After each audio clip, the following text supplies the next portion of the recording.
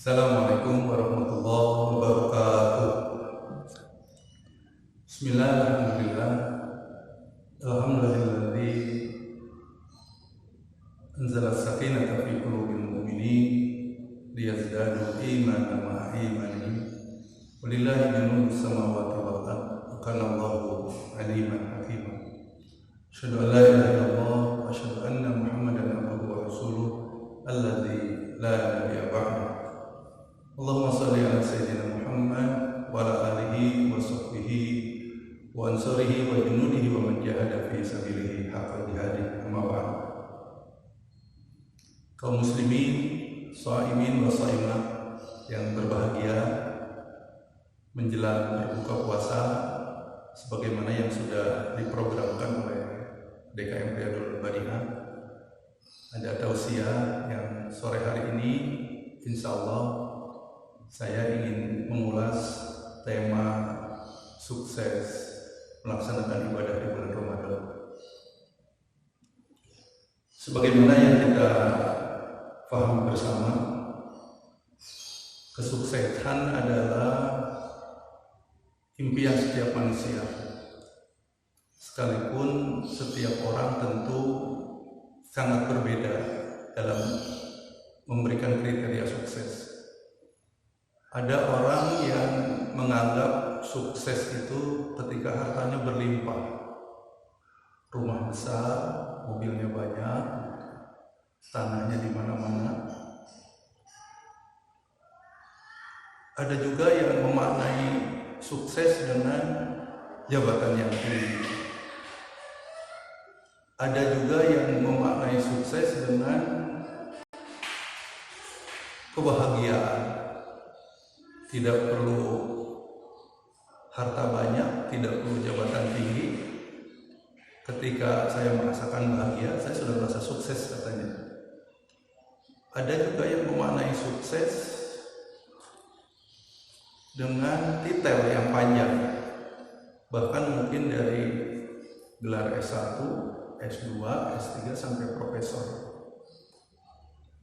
Nah, tentu bagi kita umat Islam, di samping makna-makna duniawi yang dilekatkan pada makna sukses seperti yang saya sebutkan tadi, bagi kita tentu tidak ada lagi visi kehidupan, standar kehidupan, belief system, sistem nilai yang kita anut, kecuali kita harus mencarinya di dalam Al-Quran. Kalau kita baca surah Al-Imran ayat 185, A'udzubillahi minasyaitonir rajim. Kullu nafsin dha'iqatul maut wa innama tuwaffawna ujurakum yawmal qiyamah faman zuhziha 'anil nar wa udkhilal jannah faqad faz wa mal hayatud dunya illa mata'ul ghurur. Bagi seorang muslim, inilah yang harus dijadikan standar kesuksesan, yang arti dari surah Al-Imran ayat 185 ini adalah tiap-tiap yang berjiwa akan merasakan mati, dan sesungguhnya pada hari kiamat disempurnakan pahala. Barang siapa dijauhkan dari neraka dan dimasukkan ke dalam surga, maka sungguh ia telah sukses, telah beruntung. Kehidupan dunia itu tidak lain hanyalah kesenangan yang memperdayakan. Banyak sekali referensi, banyak sekali buku yang mengulas tentang makna sukses ini. Bahkan puluhan penulis, dan mereka juga memberikan resep-resep, formula-formula agar orang-orang bisa sukses. Bahkan ada yang menyebutkan sukses itu sangat beragam, susah didefinisikan.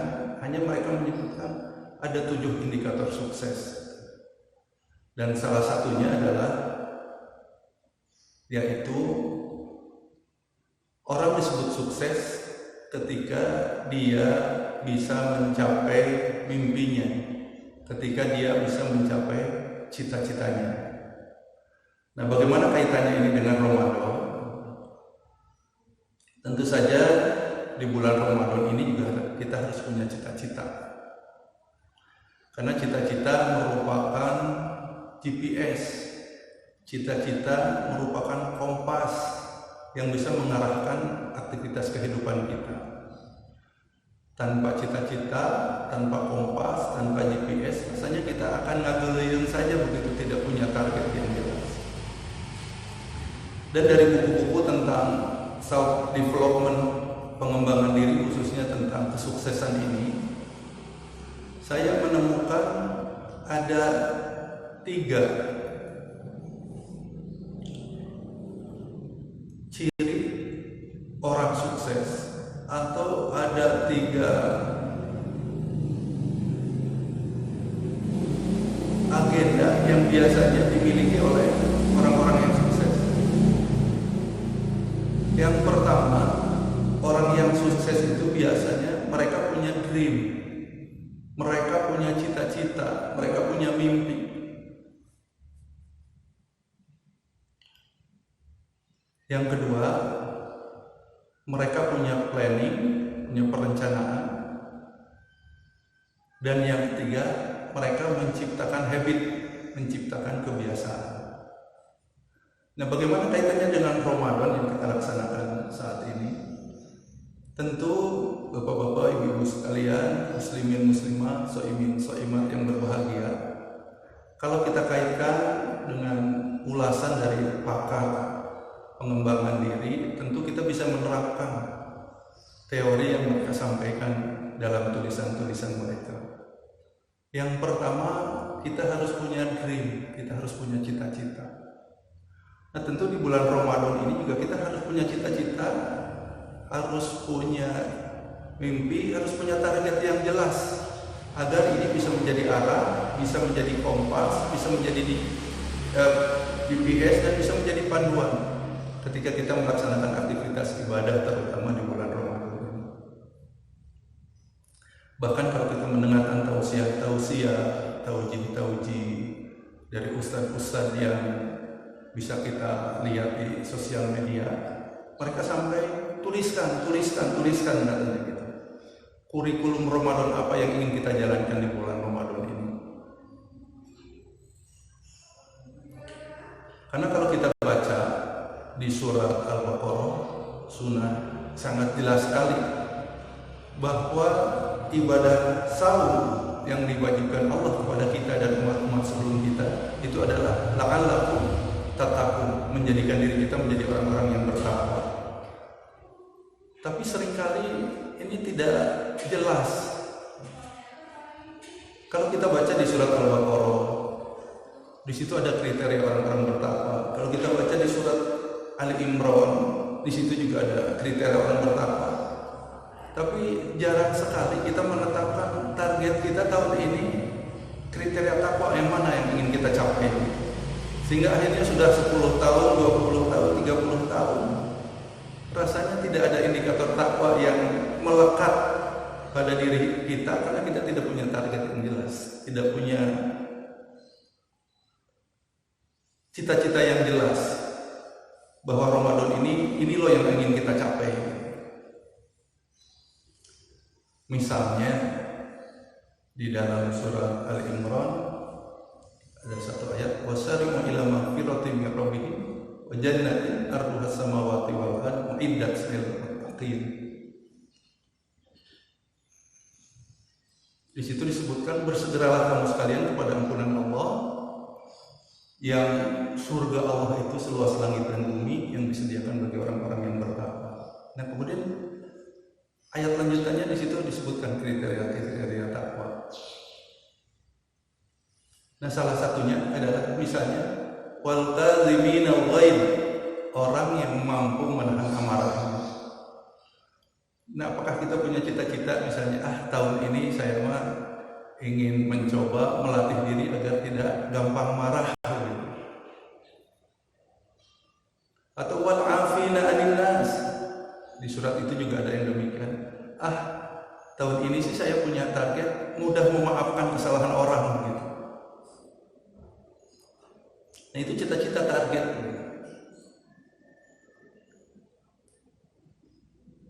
Sehingga dengan target yang jelas, mudah-mudahan kriteria takwa yang sering disebutkan di dalam Al-Quran yang menjadi target dari saum kita, yang nataijut takwa, produktivitas takwa itu luar biasa sekali kalau kita baca di dalam Al-Quran.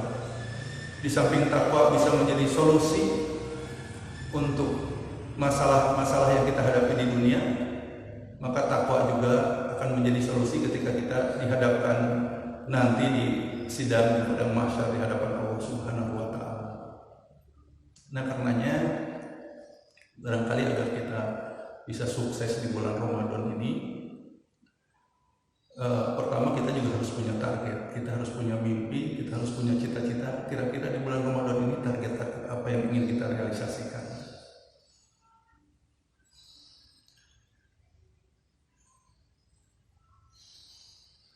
Karena banyak sekali penelitian di Amerika pernah dilakukan sebuah penelitian. Ada sekelompok mahasiswa yang diteliti, mereka tidak punya target dalam perkuliahannya, tetapi ada beberapa mahasiswa yang dikumpulkan kemudian disuruh menuliskan target.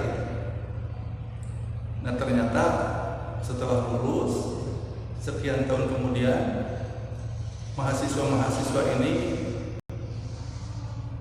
mencapailah satu status sosial maupun status ekonomi di masyarakat. Ternyata mahasiswa yang punya dream, yang punya target, punya cita-cita, itu hampir 100% tercapai. Karena apa? Karena dia punya arah, dia punya kompas, dia punya tujuan dalam hidup. Berbeda dengan mahasiswa-mahasiswa yang tidak punya tujuan. Nah karenanya memiliki dream, memiliki cita-cita, memiliki target di bulan Ramadan ini juga sangat perlu. Nah karenanya barangkali kita harus melihat aspek yang kedua. Setelah punya mimpi, kita juga harus punya planning, harus punya perencanaan. Di bulan Ramadan ini kira-kira kita tahun ini akan seperti apa? Apa akan sama saja seperti tahun-tahun sebelumnya yang tidak punya target sama sekali? Ataukah justru tahun ini kita akan mengalami lonjakan yang luar biasa dari target-target, terutama target ibadah kita, target takwa kita kepada Allah Subhanahu wa taala. Karenanya dalam perencanaan ini idealnya juga kita bagi 3 di bulan Ramadan ini. Yang pertama adalah perencanaan sebelum Ramadan idealnya.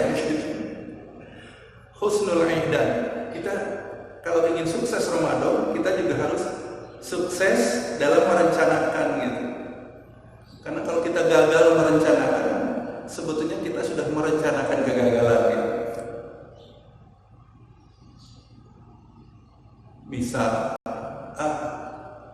Ramadan tahun ini mah apalagi ini ditambah ada lockdown gitu ya, yang biasanya kita target 1 juz sehari, saya mah ingin minimal 2 juz sekarang mah gitu.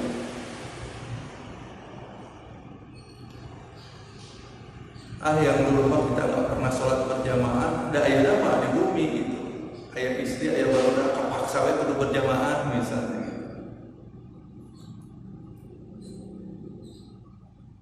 Itu target-target amalannya. Apalagi kalau kita membaca tausiah dari Ustaz-Ustaz. Dalam perencanaan saja, ketika kita sukses perencanaan itu, pertama kita harus merencanakan adalah i'dadul fikri atau i'dadul ilmi, persiapan fikriyah, persiapan teoritis ya. Baca-baca buku, kira-kira apa sih Ramadan itu, apa itu tugas-tugas yang harus dilaksanakan ketika bulan Ramadan. Ternyata Rasulullah SAW memprediksi nanti itu akan banyak katanya orang yang sahur yang ternyata dia tidak mendapatkan pahala saumnya kecuali lapar dan dahaga saja. Karena ternyata dia masih melakukan aktivitas-aktivitas yang tidak membatalkan puasa, tapi menggugurkan pahalanya. Nah, ini hanya bisa kita dapatkan ketika kita memiliki i'dadul ilmi, persiapan keilmuan. Yang kedua, i'dadul jasadi, tentu saja ya, persiapan fisik.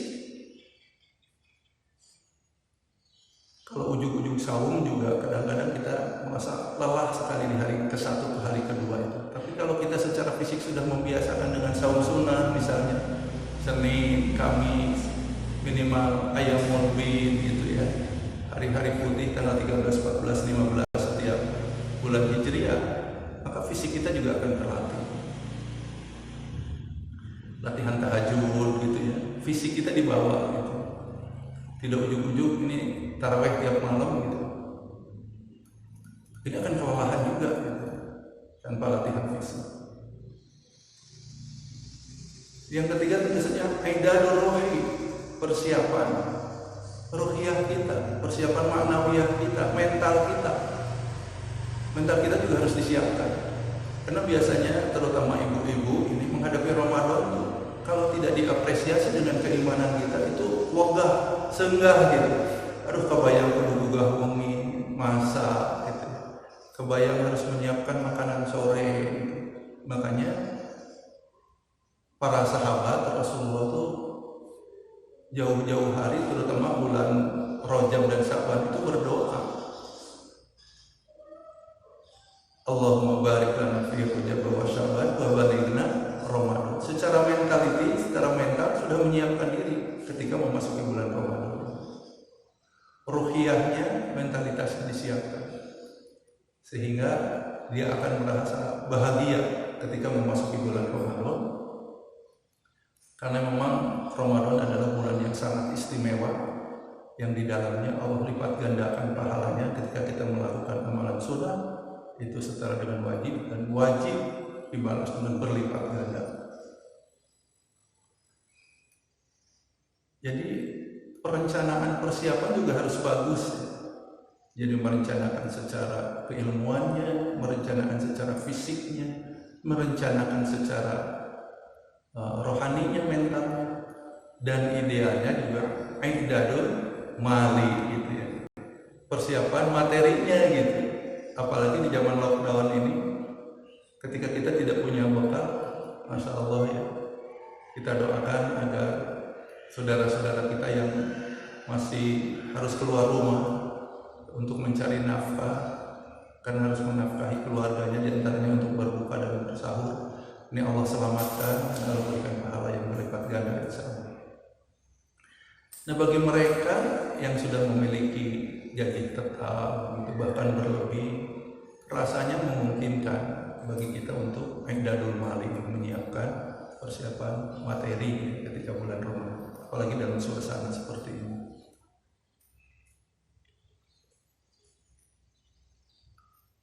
Jadi yang pertama tadi apa? Punya mimpi ya.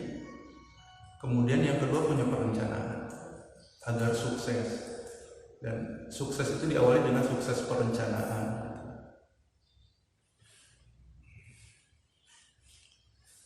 Nah, kalau sukses perencanaan biasanya nanti juga akan husnul qiyam.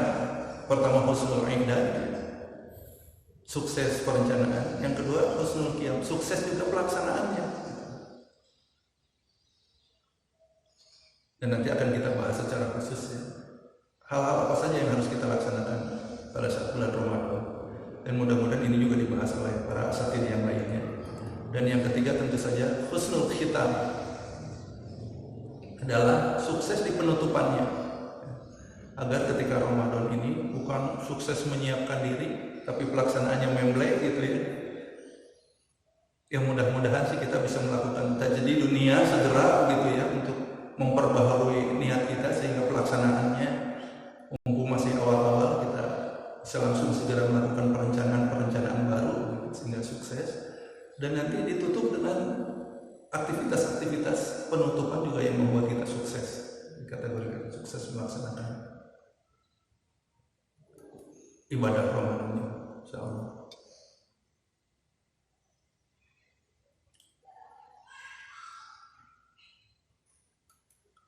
Nah, saya kembali, jadi orang sukses itu pertama dia punya cita-cita, punya mimpi, ya. Yang kedua punya perencanaan, ya. Dan yang ketiga, orang yang sukses juga biasanya menciptakan habit, ya. Dia menciptakan kebiasaan, gitu. Sebab di lapangan, Bapak-bapak Ibu sekalian, sering kita melihat juga ada orang yang biasa-biasa saja, hanya lulusan SD begitu ya. Ketika ditanya punya cita-cita enggak gitu ya, punya mimpi besar, ternyata dia juga punya gitu. Tapi kok bisa sukses? Punya karyawan misalnya, dia punya lahan perkebunan, karyawannya sampai ratusan gitu. Dia juga sudah haji, dia juga punya anak yatim gitu, punya pesantren, membangun masjid di mana-mana gitu. Ketika kita tanya mimpinya sih nggak muluk-muluk, saya sih seringkali dia mengatakan mengalir saja hidup itu gitu ya. Tapi setelah kita tanya, setelah kita teliti, ternyata dia memiliki satu hal yang tidak kita miliki, yaitu dia punya habit. Dia mampu menciptakan habit, menciptakan kebiasaan. Kebiasaan apa? Kebiasaan yang sudah dilakukan oleh orang-orang sukses. Nah, ini yang mungkin tidak kita miliki. Nah, tentang habit ini, kalau kita baca referensi buku tentang pengembangan kepribadian, bahkan ada buku baru sekarang judulnya Atomic Habit namanya ya. Itu buku tentang kebiasaan-kebiasaan kecil yang kalau ditumpuk-tumpuk menjadi besar gitu. Dan di buku itu disebutkan bahwa tidak ada orang yang sukses tidak memiliki kebiasaan. Karenanya Ramadan yang tadi pagi saya sebutkan sebagai syahrul tarbiyah, bulan tarbiyah, ini juga harus kita jadikan bulan kita memupuk habit kita, memupuk kebiasaan baik kita. Karena sukses itu sebetulnya rangkaian kebiasaan. Kalau kita ibaratkan pekan olahraga nasional atau olimpiade, tidak akan ada juara yang tiba-tiba bisa jadi juara, dapat medali emas, kecuali mereka melalui serangkaian habit, ya, kebiasaan-kebiasaan yang ketat luar biasa yang mereka lakukan berulang-ulang. Dan Ustaz Felixio memang mengatakan habit ini sebetulnya resepnya hanya dua saja, katanya. Satu, repetisi, pengulangan, repetition. Yang kedua adalah praktis, latihan gitu. Orang bisa menciptakan habit. Nah, inilah barangkali yang ingin saya tekankan pada sore hari ini. Marilah di bulan Ramadan ini kita menciptakan habit positif, habit yang baik, terutama habit beribadah kepada Allah Subhanahu wa Ta'ala. Alhamdulillah, ibu-ibu, bapak-bapak sudah terbiasa bangun jam 3, dibangunkan lewat pengeras suara, dan kita dilatih sebulan penuh. Coba pertahankan ini, karena beberapa pakar habit mengatakan habit itu bisa dibentuk minimal 21 hari. 21 hari. Ada seorang pakar, ahli manajemen, dan dia juga pakar self development, pengembangan diri, mengatakan ada 3 tahapan untuk mengubah habit ini. Pertama adalah fase menghancurkan habit lama, menghancurkan kebiasaan lama, itu bisa sepekan. Yang kedua mengisi dengan habit baru, dan yang ketiga adalah mempertahankan habit baru. Apalagi kita sebulan penuh nih sekarang dengan penuh kesadaran, ya, untuk menciptakan pola-pola kebiasaan baru yang positif.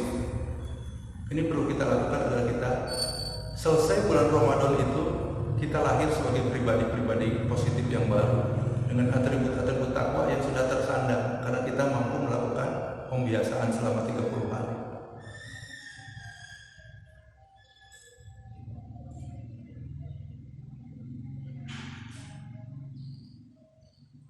Dan tentu ini harus kita mulai, kalau menurut teori atomic habit itu, dari hal-hal kecil saja. Jadi jangan langsung hal-hal yang mengagetkan fisik kita, mengagetkan mental kita. Abdi mah ayeuna target langsung rek 3 juz gitu. Mumpung keur di imah gitu. Mungkin pekan pertama tercapai gitu. Tapi saya bisa menjamin biasanya secara fisik dan mental kita akan lelah gitu.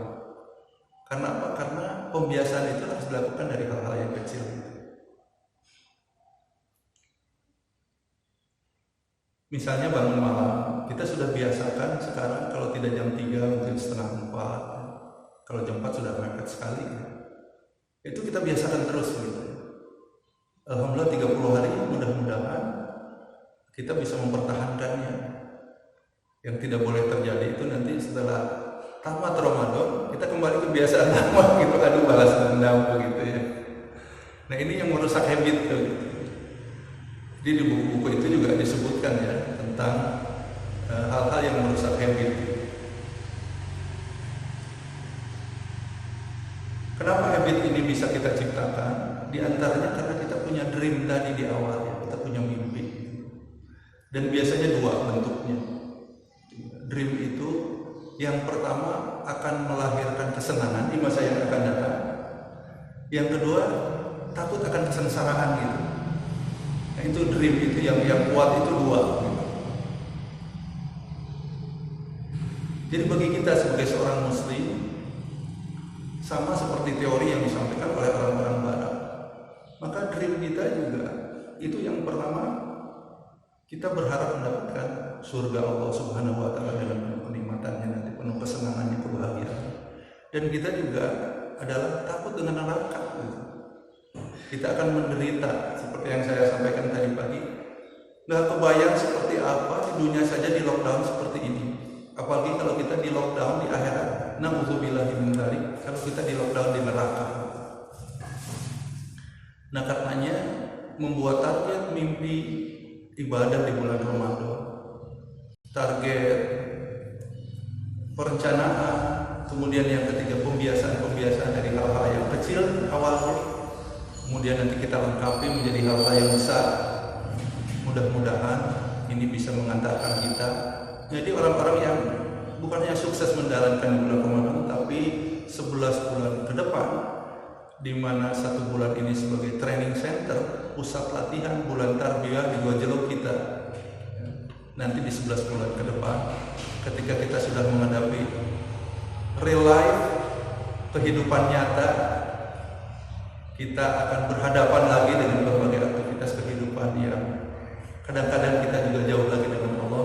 Mudah-mudahan karena sudah dibiasakan selama 30 hari ini dengan kebiasaan-kebiasaan yang positif, maka insya Allah akan terbawa seterusnya.